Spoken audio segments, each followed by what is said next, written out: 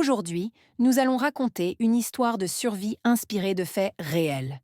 Cette histoire a suscité beaucoup d'intérêt aux États-Unis et dans le monde entier. L'enlèvement de Barbara Mackle, une histoire de courage et de terreur. Imaginez une nuit froide en décembre 1968. Une étudiante de 20 ans, Barbara Mackle, fille d'un riche homme d'affaires américain, pense passer des vacances bonnes tranquilles à Decatur, en Géorgie. Mais le destin en décidera autrement. Voici une histoire à couper le souffle qui mêle terreur, survie et triomphe de l'esprit humain. Le 17 décembre 1968, Barbara Mackle, une jeune femme brillante de 20 ans, se remettait de la grippe de Hong Kong, une pandémie qui avait durement frappé les États-Unis cette année-là. Sentant son état de santé décliner, elle avait appelé sa mère depuis la Floride pour lui demander de venir la chercher. Inquiète, sa mère était arrivée rapidement, et ensemble, elles avaient décidé de faire une pause dans un motel à Atlanta, en Géorgie, pour permettre à Barbara de se reposer. Tout semblait calme, mais à 4 heures du matin, des coups retentirent à la porte. Deux hommes, déguisés en policiers, se présentèrent et annoncèrent que le petit ami de Barbara, Stuart, avait été victime d'un grave accident et qu'il avait besoin de sa présence en urgence. L'histoire sembla étrange, mais malgré leurs hésitations, Barbara et sa mère décidèrent d'ouvrir la porte. Ce fut une erreur fatale.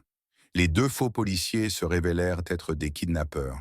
Ils neutralisèrent la mère de Barbara avec du chloroforme et sous la menace, Barbara coopéra, impuissante. La scène se transforma en cauchemar lorsque les deux intrus, Gary Stephen Christ et Ruth Eisenman Shear, un couple machiavélique, exécutèrent leur plan. Leur objectif, enlever Barbara et exiger une rançon colossale de 500 000 $, une somme astronomique pour l'époque. Obsédés par l'idée du crime parfait, Gary Stephen Christ et Ruth Eisenman Shear avaient ciblé Barbara Mackle, la fille de Robert Mackle, un riche promoteur immobilier respecté en Floride. Conscients de la fortune de la famille, ils avaient minutieusement planifié leur acte, surveillant Barbara pendant des semaines, étudiant ses habitudes et attendant le moment idéal pour agir.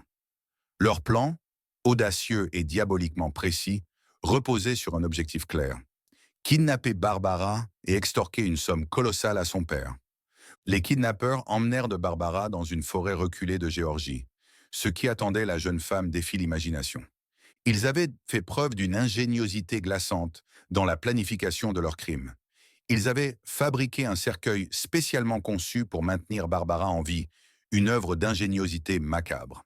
Cette boîte en bois, soigneusement scellée, était équipée d'un tuyau d'aération relié à un ventilateur rudimentaire pour lui permettre de respirer sous terre.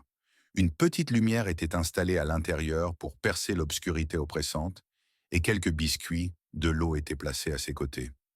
Les kidnappeurs lui laissèrent un mot: « Nous reviendrons te chercher une fois la rançon payée. » Seule dans l'obscurité, avec le poids de la terre au-dessus d'elle, Barbara lutta contre la panique en pensant aux moments agréables qu'elle passait dans sa famille. Chaque respiration semblait voler son énergie, mais elle refusait d'abandonner. Pour les Mackle, le cauchemar ne faisait que commencer. Lorsque le téléphone sonna et que les ravisseurs expliquèrent de leurs conditions, les parents furent pris dans une tourmente émotionnelle indescriptible. Leur fille était enterrée vivante quelque part, et sa survie dépendait de leur capacité à répondre aux exigences monstrueuses des kidnappeurs. Chaque minute semblait peser une éternité, l'incertitude rongeait leur esprit, et le spectre de la perte de leur enfant devenait insupportable.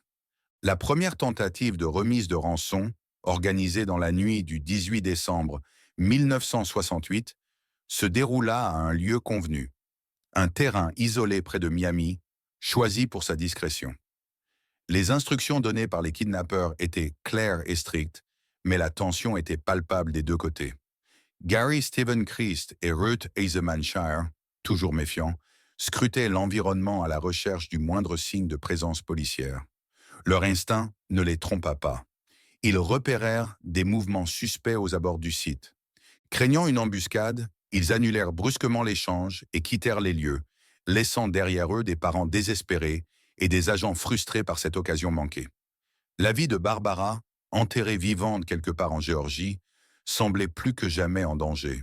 Ce fiasco intensifia non seulement l'angoisse des Mackle, mais poussa également les autorités à revoir leurs méthodes pour éviter un nouvel échec. La seconde tentative fut plus réussie. Les Macles, obéissant à chaque instruction, déposèrent les 500 000 dollars dans une zone désignée. Après avoir compté et vérifié l'argent, Gary et Ruth, enfin satisfaits, appelèrent sur les autorités pour indiquer l'emplacement approximatif où ils avaient enterré Barbara. Mais même ce maigre indice était empreint de cruauté. Barbara Macle a été enterrée vivante dans une zone boisée, isolée près de Berkeley Lake, en Géorgie, un endroit calme qui semblait idéal aux yeux de ses ravisseurs.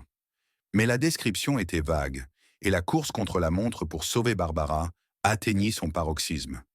Pendant 3 jours interminables, Barbara endura l'indicible dans cette boîte funèbre enfouie sous la terre. Le noir absolu enveloppait son monde, étouffant ses sens et amplifiant sa peur. L'air, d'abord respirable grâce au système bricolé par ses ravisseurs, devenait de plus en plus vicié, chaque inspiration lui brûlant la poitrine.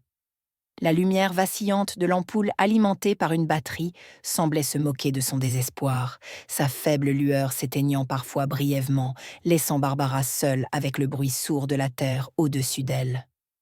Le plafond bas ne lui permettait aucun mouvement. La moiteur de l'endroit faisait dégouliner la sueur sur son corps, et l'odeur âcre de ses propres urines stagnait, un rappel cruel de son humiliation et de son isolement. Malgré tout, elle s'accrocha.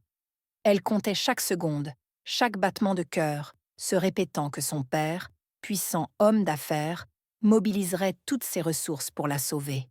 Chaque craquement de la terre ou bourdonnement de l'air semblait à la fois prometteur et terrifiant. Était-ce la fin ou le début de son sauvetage? Les policiers, armés de pelles et d'outils, scrutèrent dans le sol avec acharnement, guidés par une découverte cruciale, un mince tuyau dépassant de la terre. Ce conduit, prévu par les ravisseurs pour permettre à Barbara de respirer, devint sa ligne de vie et leur seul espoir pour la retrouver. Creusant frénétiquement, ils sentaient dans la tension monter à chaque pelletée, conscients que chaque seconde volait un peu plus d'air à la jeune femme ensevelie. Le silence oppressant de la forêt n'était brisé que par le bruit des pelles, frappant la terre et les respirations haletantes des secouristes. Chaque coup de pelle semblait interminable, la peur de creuser trop lentement rivalisant avec celle d'endommager la boîte. Après des heures d'efforts acharnés, le métal de leurs outils heurta enfin la surface de la boîte. Avec précaution, ils dégagèrent l'ouverture et soulevèrent le couvercle. À l'intérieur, ils découvrirent Barbara, ses yeux cernés et son corps affaibli, mais miraculeusement en vie. La lumière qui inonda son visage était la première qu'elle voyait depuis des jours, et bien que faible, elle parvint à murmurer un remerciement, sa volonté d'y croire ayant triomphé de l'horreur. Gary Stephen Christ fut rapidement arrêté et traduit en justice, où il fut condamné à la prison pour son rôle principal dans l'enlèvement terrifiant de Barbara Macle. Sa capture marqua un tournant dans l'enquête, mais la traque ne s'arrêtait pas là. Ruth Eisenman Shear, sa complice, réussit à s'échapper, déclenchant une chasse à l'homme qui fit les gros titres. Elle devint la première femme à figurer sur la liste des 10 fugitifs les plus recherchés du FBI, symbole de l'ampleur et de la gravité de ses actes. Après des mois d'évasion, elle fut finalement capturée, clôturant le chapitre criminel de ce duo infâme. L'histoire de Barbara Macle est une preuve de la résilience humaine face à l'adversité. Ce qui aurait pu être une tragédie irréparable est devenu une histoire de survie extraordinaire, grâce au courage de Barbara et à l'intervention rapide des enquêteurs. Barbara Macle a survécu à l'un des enlèvements les plus terrifiants de l'histoire américaine, et son histoire continue d'inspirer. Merci d'avoir suivi cette histoire captivante. Si vous souhaitez découvrir d'autres récits incroyables comme celui-ci, abonnez-vous si ce n'est pas encore fait pour ne rien manquer des histoires qui mêlent drame, courage et résilience humaine.